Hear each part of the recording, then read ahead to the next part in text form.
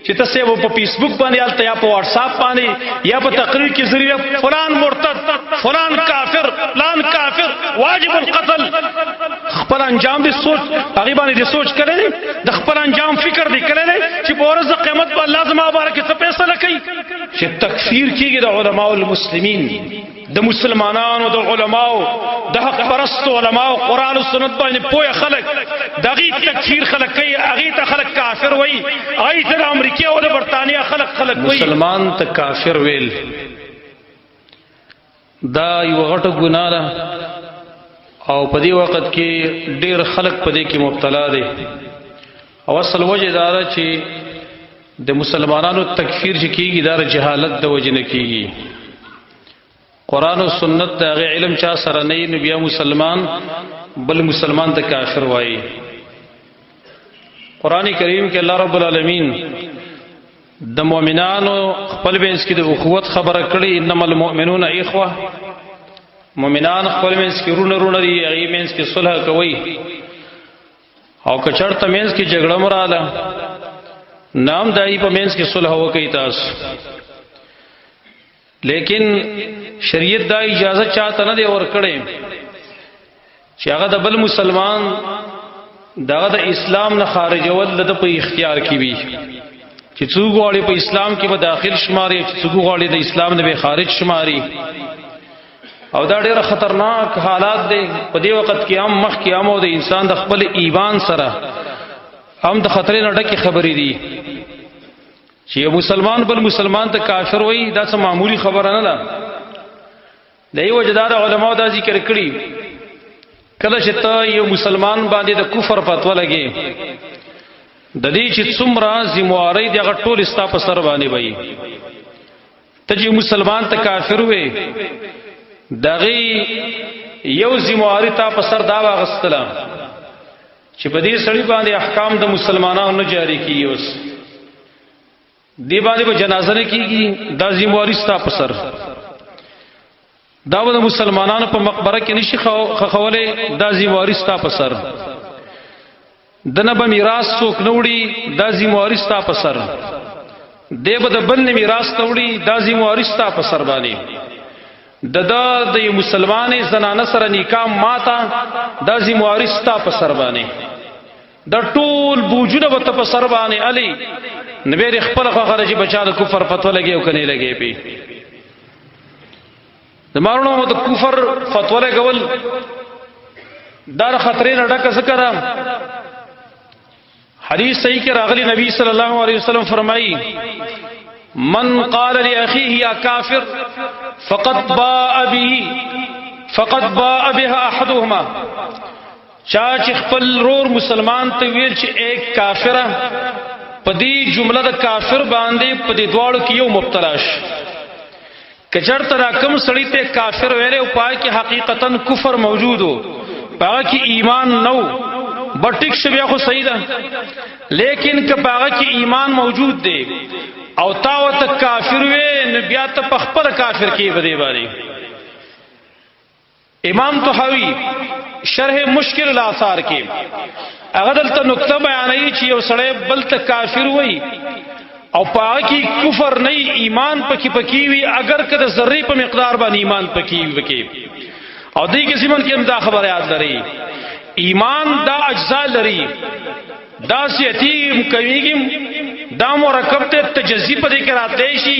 کله د ذره په مقدار باندې پسړه کې ایمان وي او دلیل په حدیث بخاری دی نبی صلی الله علیه وسلم فرمایي چې په ورځ قیامت باندې الله رب العالمین به فرمایي ملائکه ته اخرجوا من کان فی قلبه مثقال ذره من ایمان هغه سره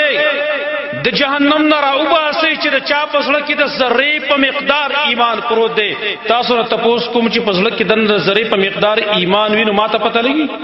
تا ته پته لګي بل ته پته لګي نه لګي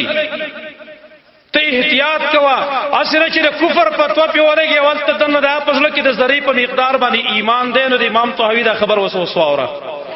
امام طحاوی مشکل الاثار کې وایي د دې حدیث په تشریح کې چې یو سړی بل ته وایي چې کافر نکاح کی کفر موجود او اسلام پسله کی موجود نه خو بس ټیک شو لیکن چې کړه دا پسله کی اسلام ایمان موجود دی او تا او تل چې کافره ته په خپل وری په کافر کیږي وای وجه دارا چې اصل کې دا پسله کی ایمان دی او تا په ایمان باندې اطلاق د کفر کو ایمان ته کفر ول په خپل کفر دی زری په مقدار ایمان پسله کی پروت دی هغه ما ته معلوم شي او زه دا کفر فیصله کوم ته په خپل باندې بلا دلیل بیا به خپل ایمان لاسین زمزکو په هغه باندې دا فیصله کوم او دا فتوا په هغه باندې لګوم زمونږ دا مسله ډیره وګدار او ډیره پیچیدم دا ډیر د خطراتو ډکه مسله ده خدای ټټي موږ سره کمی مختصر الفاظ سره موږ هغه ذکر کوم زمونږ یاد لري کوم خلک چای په بل باندې د کفر فتوی لګي کافر ته وي په باندې د ارتداد فتوی لګي زتا ستر خیر خوای په بنیاد باندې قسما بالله چې د خیر خوای په بنیاد باندې چې خپل ایمان غم کوي اصل چې ګوره ایمان هم چرته خراب نشي ایمان د لاس ور نه کوي امام مسلم حدیث څخه نقل کړي لګ مختصر دی امام احمد خپل مستند کې به تفصیلا نقل کړي دی رسول الله صلی الله علیه وسلم فرمایي کان رجلان فی بنی اسرائیل متواخین بنی اسرائیل کې دو سړیو د یو بل سره ورور ولي و ورونو دا حدیث په غور سره واوري فكان احدهما يذنب والاخر يجتهد في العباده ایو روایت کې داري والاخر مجتهد في العباده یو به ګناونه کول او بل په عبادت کې ډیر زیات ورنوته کوشش وکاو نو دا کم شي عبادت گزار او دا کوشش وکاو په عبادت کې دا بل سړی به په ګناه باندې لیداغه به ګناونه کول غلطۍ به کولې او مسلمان خو غلطۍ نه کولې د بوتل اکثر بنشدا ګناه مکوا فوجده يوما على ذنب یورزی په ګناه باندې به مونته چې په ګناه کې مبتلا دي ورته ویل اکثر بنشدي ګناه نه مکو دا ګناه نغه وتل خلني وربي ما زماره پریدا ته په ما باندې نگهبان نه مقرر کړي شوی چې ما پسې لګیدلې ما زماره پریدا بس زاغه زما الله دې هغه ما پیژني او ځا الله پیژنم نغه په غوسه کې راغی ګور صرف د غوسې الفاظ دي صرف د غوسې الفاظ دي هغه ته سوې دا کم کس چې په عبادت ډېر کوشش کوي مهنت کوي خواري کوي دی و ته سوې والله لا يغفر الله لك قسم بالله الله بتا معاف نه کی چرتم یاد شي وتل لا يدخلك الله الجنه الله بتا جنت داخل نکی مطلب دا ته کافر ته مرتد ځکه چې جنت ته نشي داخله دی کافر نشي داخله الله بتا ته بخنه نه کوي خو کافر شي کنه ويقف قبض ارواحهم روحونه ته الله واغس دوړل چې واغستل فاجتمع عند رب العالمين الله رب العالمین ته پیشول چې پیشول نو دا کم کس چې دا خبر کړي او ته چې الله بتا نه بخي یا بتا الله جنت نه داخلي هغه ته الله ویل او كنت بي عالما تا ته پته وته زمان خبر وري او كنت على ما في يدي قادرا یا ته قادر به پاغت سبانه چې زما پلاس کړي جنت ورکول زما پلاس کی مغفرت ورکول زما پلاس کی آیا دی قدرت تاسو درسو آیا تا ته دا پتو چې زدانه بخم تا ته چا ویل چې زینه بخم نو ویل هغه کست وقال للمذنب او ګناګار ته ویل اذهب فادخل الجنه برحمتي ګناګار ته ویل زما جنت ته داخل زما پر رحمت باندې هغه بل ته ویل ابل بارک ملائکه ته ویل اذهبوا به الى النار دا جهنم ته داخل کړي زمارو لک هوش تکار غستل پکاري د کفر الفاظ د خلینا را استلا آسان د بیا عاقبت سنبالول ګران دي ابو هريره فرمایي دی جمله په اخره کې وایي ابو هريره وی والذي نفسي بيده قسم په غزا چې زمانه پستا پلاس کړي لتکلم بکلمه او بقت دنیاه واخرته قسم په الله وي دغه خبره وکړه چې خپل دنیاي مهلاک کړه خپل آخرت تباہ او برباد کو زمارو دا اساني مسلې نه دي چې تاسو په فیسبوک باندې الته یا په واتس اپ باندې یا په تقریر کې ذریعہ فلان مرتد فلان کافر فلان کافر واجب القتل خپل انجام دې سوچ هغه باندې دې سوچ کړئ د خپل انجام فکر دې کړئ چې په ورځ قیامت په الله زما بارکه څه فیصله کوي دغه حالات خو ته نه معلوم رسول الله صلی الله علیه وسلم خو دمر پورې احتیاط کړی دی صحیح مسلم کی حدیث صحیح البخاری کی حدیث نبی صلی اللہ علیہ وسلم د حنین غنیمتونه تقسیمای حدیث وګورئ تاسو صحیح البخاری او صحیح مسلم کی د حنین غنیمتونه تقسیمای یو کسرا پاسید اور تل اے یا محمد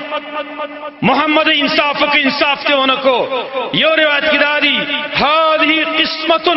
لم يرد بها وجه الله دا سے تقسیم نن وشو چې په دې باندې د الله مخ نه مراد لې شوی د الله رضا پکې نشته په تقسیم کې په نبی اعتراض وکړو نبی صلی الله علیه وسلم ته فرمایي هلاک شو چې زه انصاف نه کوم بل وسو کې انصاف کوي چې زه انصاف نه کوم بل څوک به انصاف کوي زه خراغله دي انصاف د پاره یم خالد ابن الولید رضی الله عنه سیف بن سیوف الله اره پورته شو یار رسول الله ما پرې د تجهیز ته ختم کم کار ختم کم نبی صلی الله علیه وسلم ته فرمایي دومره احتیاط نه خالد پرې د لعله من الذين يصلون شاید چې دا بداغه خلکو نه چې کې دي شي چرته مونږ کوي کې دي شي یقینا کې دي شي چرته مونږ کوي اور صلی یا رسول الله ډېر خلک مونږ کوونکي شتره پسله کې ایمان نشتره اسید ظاهری خلکو د خلوړ اور د پاره مونږ کوي چې خلکو خلی را تروانه وړي نبی صلی الله علیه وسلم ته فرمایي خالدا ز الله په دې نه مکلف کړي چې د خلکو د زړه دنه خبرې دي معلوموم ز الله په دې نه مکلف کړي دومره نبی په خپل احتیاط کوي حالانکه دا الفاظ د کفر الفاظو خو رسول الله صلی الله علیه وسلم داغه د قتل حکم نه کوي په باندې کفر فتوا نه لګي د احتیاط تړه کی خبره زمارونو دیو جن خوارج چې کوم د دې امت یو خطرناک ترین فرقه چې د علي بن ابي طالب رضی الله عنه په دور کې راووتل دا خلافی تور راوچه تکلا بیروستنا په امت کې چې څومره قتل او غارت شروع شوه دی د دې ایجاد د دې بنیاد ته خوارج خودلې دي امت کې چې تور یې خودلې شوی دا خوارج د لاسه مسلسل دغه جنگونه او قتل قتال شروع دای مبارک مخکې نبی صلی الله علیه وسلم فرمایلی وکنه چې یمرقون من الدین کمرق السهم من الرمیه د دین نه وداسي وسیله کا غش چې د نخ نه پورې را پورې وزي او دا حدیث کې يدعون الى کتاب الله وليسوا منه دعوت کتاب الله تور کوي کې د کتاب الله سره به تعلق نه وي کار به سي يقاتلون اهل الاسلام ويدعون اهل الاوثان بت پرست سره به جنگ نه کوي هغه بر دې د لاس په امن باندې جنگ بقي مسلمان به وجني صرف يقاتلون اهل الاسلام ويدعون اهل الاوثان در صحیح حدیث ہے ټول کتابونه نقل کړل نبی صلی الله علیه وسلم دې مبارک بیا څه کوي شر قتل تحت ادیم السماء بدترین وجلې شي خلق دې د اسمکه د پاسو د اسمان دلاندې سعید ابن جمحان وایي سعید ابن جمحان دا وایي زیو پیری په ابن ابي اوفا رضی الله عنه دا غفاله ورلم صحابي دی دا غفاله ورلم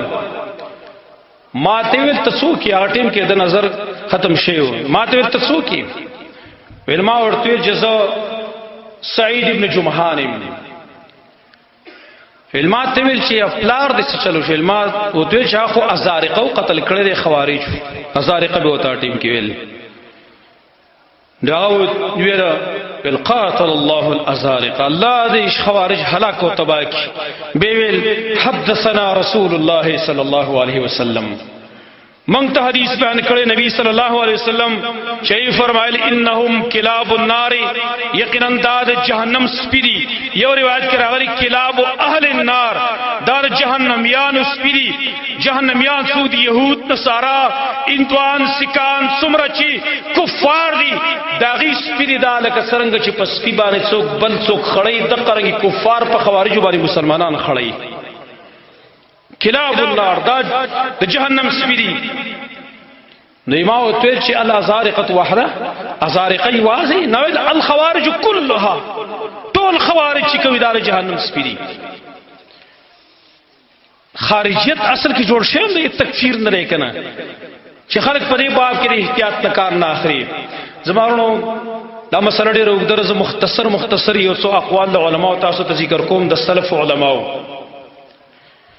امام غزالی رحمت الله تعالی علیه مشهور عالم تیر شوی هغه فرمایل والذی ينبغي ان يميل